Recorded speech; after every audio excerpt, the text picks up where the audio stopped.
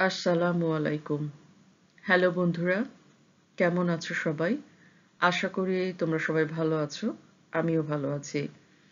আবারও তোমাদের জন্য একটি নতুন টপিক নিয়ে এলাম। আমার এই লেকচারটি যদি তোমাদের ভালো লেগে থাকে তাহলে কমেন্ট করবে, শেয়ার করবে এবং যারা নতুন আছো তারা সাবস্ক্রাইব করবে। তাহলে আমি আরো ইন্সপায়ার্ড হব নতুন নতুন টপিক নিয়ে তোমাদের সামনে হাজির হবার জন্য। তো চলো যাওয়া যাক মূল আলোচনায়। Classification in biology. আসলে ক্লাসিফিকেশন শব্দটির সাথে আমরা সবাই কম বেশি পরিচিত, কিন্তু একটু আমাদের জেনে নেবার ব্যাপার আছে যে আসলে ক্লাসিফিকেশন শব্দটি এই বায়োলজিতে কিভাবে ব্যবহৃত হয়েছে। এই মূল শব্দটি ক্লাসিফিকেশন বেসিকলি বায়োলজির যে অধ্যায় আলোচনা করা হয়েছে সেটিকে বলা হচ্ছে ট্যাক্সোনমি। এখন একটু জেনে নেওয়া যাক যে ট্যাক্সোনমি আসলে এটি শব্দটি দিয়ে কি বোঝানো হচ্ছে। The science of naming and classifying organisms is called taxonomy. তার মানে হচ্ছে যে ট্যাক্সোনমি একটি অধ্যায় যেখানে অর্গানিজমস বা যে সমস্ত প্রাণী বা উদ্ভিদ এই যাবৎকাল আবিষ্কৃত হয়েছে তাদেরকে যে নামকরণ করা হয়েছে এবং শ্রেণীবিন্যাস করা হয়েছে যে অধ্যায় সেটিকে বলা হচ্ছে taxonomy. The term is derived from the Greek taxis means arrangement and nomos means laws. তার মানে হচ্ছে এই ট্যাক্সোনমি শব্দটি একটি গ্রিক শব্দ, যেটাকে বলা ট্যাক্সিস মানে অ্যারেঞ্জমেন্ট মানে হচ্ছে বিন্যাস এবং নোমোস মানে ল মানে হচ্ছে যে নির্দিষ্ট নিয়মে বিন্যাস জাতীয় কিছু একটা বিষয়। হ্যাঁ, তার মানে হচ্ছে ট্যাক্সোনমি বলতে আসলে বোঝানো হচ্ছে যে এই যাবৎকাল যত লিভিং অর এক্সটিংক্ট যারা বিলুপ্ত হয়ে গেছে বা যে সমস্ত অর্গানিজম এখনো পর্যন্ত জীবিত আছে, সেটা হতে পারে প্ল্যান্ট, হতে পারে সেটা হতে পারে অ্যানিমাল হতে পারে, তো তাদেরকে যে নির্দিষ্ট নিয়মে নামকরণ করা হয়েছে সেই বিষয়টাকে কিন্তু বলা হচ্ছে ট্যাক্সোনমি। এবং যে বায়োলজির যে অধ্যায়ে এটিকে আলোচনা করা হয়েছে সেটিকে বলা হচ্ছে ট্যাক্সোনমি। ইন 1758, তার মানে হচ্ছে 1758 1758 সালে ক্যারোলাস লিনিয়াস, একজন সুইডিশ বিজ্ঞানী, এ Swedish botanist regarded as the founder of modern taxonomy. তার মানে এই যে ট্যাক্সোনমি বা শ্রেণীবিন্যাসকরণ বা শ্রেণীবিন্যাস বিদ্যা, এটিকে আসলে আমাদের আমাদের সামনে ইন্ট্রোডিউস করেছেন একজন সুইডিশ বিজ্ঞানী বা বোটানিস্ট যার নাম হচ্ছে ক্যারোলাস লিনিয়াস, এবং সেটি হচ্ছে 1758 সালে। এখন দেখা যাক ইম্পর্টেন্স অফ ক্লাসিফিকেশন, মানে হচ্ছে যে এই যে বায়োলজিতে ক্লাসিফিকেশন করা হচ্ছে বা ক্লাসিফিকেশন শব্দটি ব্যবহার করা হয়েছে, এটা আসলে কেন দরকার, কোন প্রয়োজনে দরকার সেটা একটু জেনে নেওয়া যাক। It makes the study of such a wide variety of organisms easy. তার মানে বলছে যে a variety wide variety of organisms, এই যে বিশ্ব ব্রহ্মাণ্ডে এত অ্যানিমালস এত প্লান্টস আবিষ্কৃত হয়েছে, এটাকে যদি খুব সহজ ভাষায় স্টাডি করা যায় বা কেউ স্টাডি করতে চায় তাহলে এই ক্লাসিফিকেশনটা খুব জরুরি।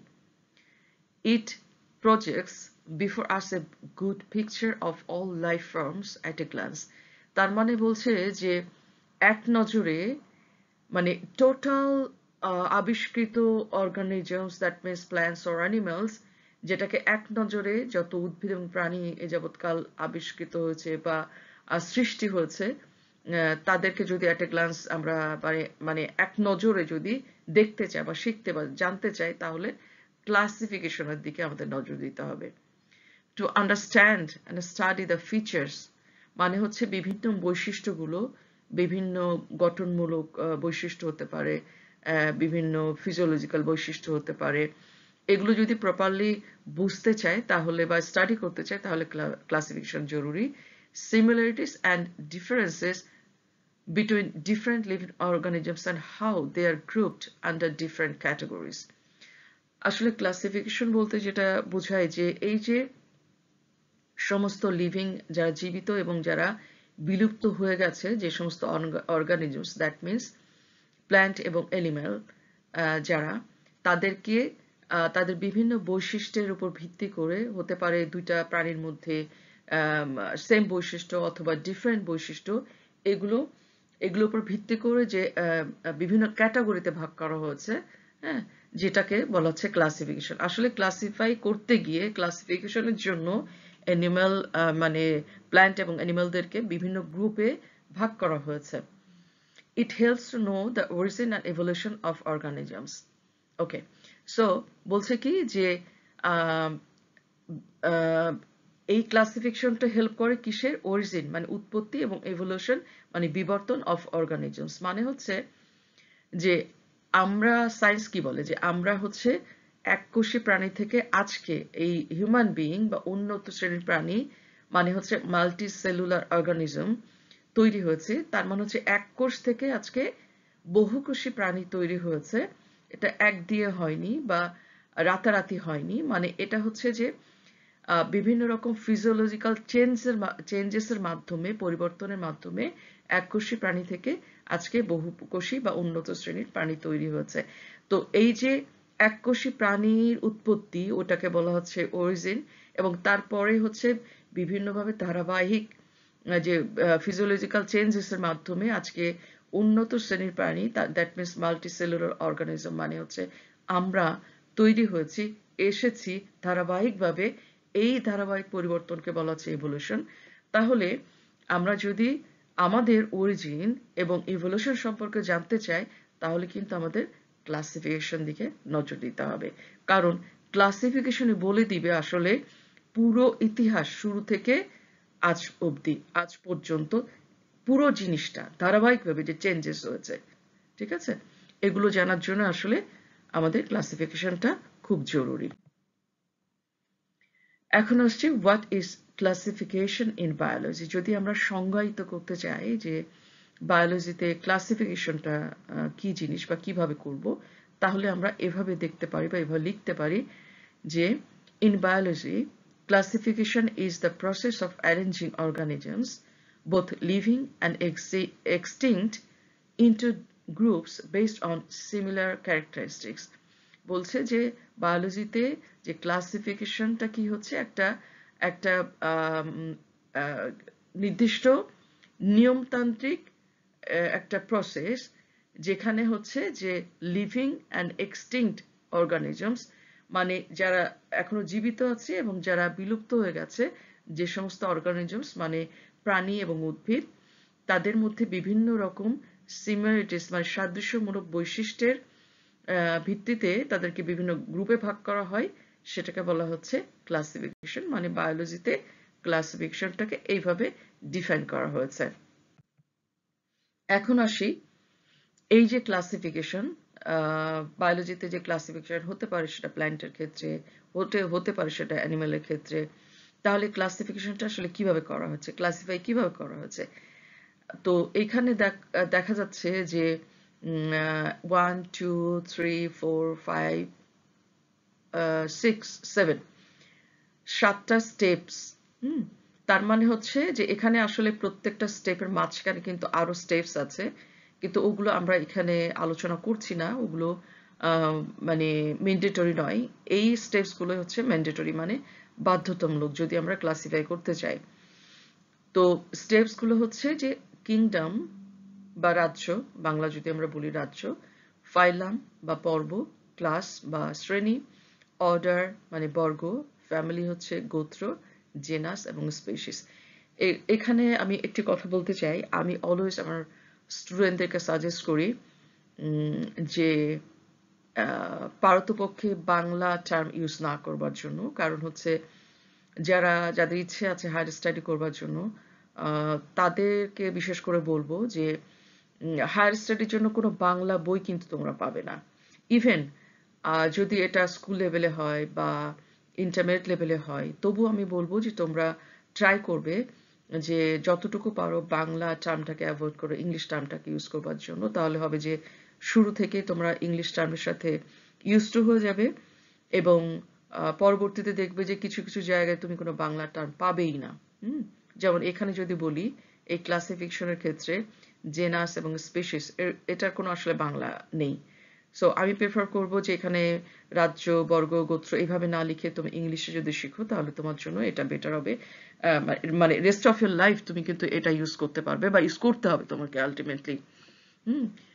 তো তাহলে কি হলো, আমরা স্টেপস গুলো জানলাম যে কিংডম বা রাজ্য, তারপর ফাইলাম, তারপরে ক্লাস, মানে এগুলো একটা পর একটা এসছে। প্রথমে এসছে কিংডম মানে রাজ্য, তারপর আসছে ফাইলাম বা পর্ব, তারপর আসছে ক্লাস বা বর্গ, তারপরে ক্লাস শ্রেণী, তারপর আসছে অর্ডার বা বর্গ, তারপর ফ্যামিলি গোত্র, জেনাস এবং স্পিসিস।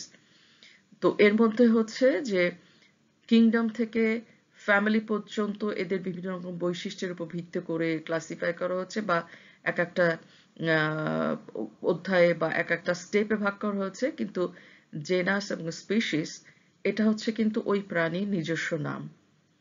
মানে হচ্ছে যে ধরো একটা হচ্ছে তোমার জেনাস বা স্পিসিস, এটা হচ্ছে তোমার আমাদের বাংলায় যদি বলি যে আমাদের ফ্যামিলি আমাদের দুটো নাম, প্রত্যেকের মানে ফুল নেম যেটা, সেটা দুটো পার্ট থাকে। একটা হচ্ছে ওই ব্যক্তির নিজস্ব নাম, একটা হচ্ছে ফ্যামিলি নাম।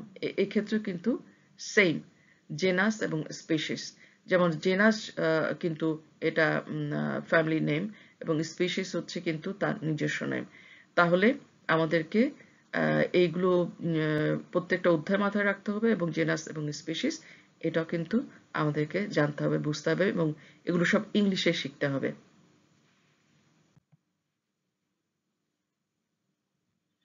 এবার আসছি ক্লাসিফিকেশন অফ হোমোসেপিয়েন্স।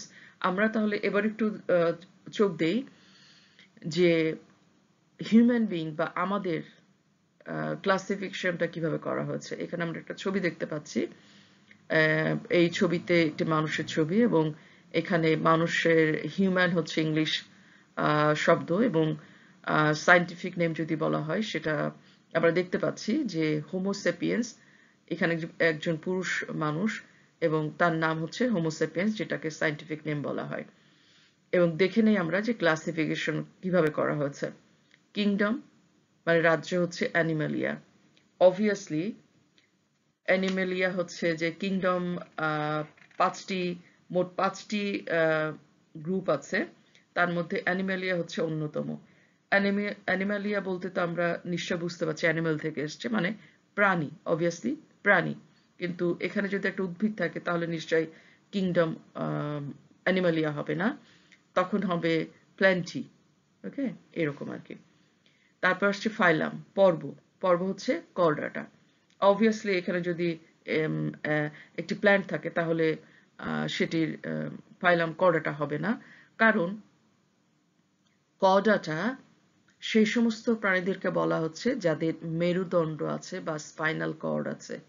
এখানে কর্ডা বা কর্ড থেকে কথাটা এসছে। তো কর্ডাটা মানে হচ্ছে যে যাদের স্পাইনাল কর্ড আছে বা মেরুদণ্ড আছে। অবভিয়াসলি আমাদের স্পাইনাল কর্ড মেরুদণ্ড আছে, যার কারণে আমাদের ফাইলাম হচ্ছে পর্ব হচ্ছে কর্ডাটা। তারপর ক্লাস হচ্ছে ম্যামালিয়া। এই ম্যামালিয়া শব্দটি এসছে আসলে ম্যামারি গ্ল্যান্ড থেকে, মানে যে সমস্ত প্রাণীদের ম্যামারি গ্ল্যান্ড মানে হচ্ছে দুগ্ধ উৎপন্নকারী গ্রন্থি যাদের আছে। তো অবভিয়াসলি হিউম্যান বিইং বা আমরা হচ্ছে সেই গ্রুপে পড়ি যাদের কিনা দুগ্ধ উৎপন্নকারী গ্ল্যান্ড আছে। এবং আমরা যদি আরো তাকাই তাহলে আমরা দেখতে পাবো যে হচ্ছে বানর শ্রেণী যারা আছে, এবং গরু হতে পারে, কুকুর হতে পারে, বিড়াল হতে পারে, যাদের আসলে দুগ্ধ গ্রন্থি আছে, তারা সবাই আসলে ম্যামালিয়া ক্লাসের আন্ডারে পড়বে। তারপর আসছে প্রাইমেটস।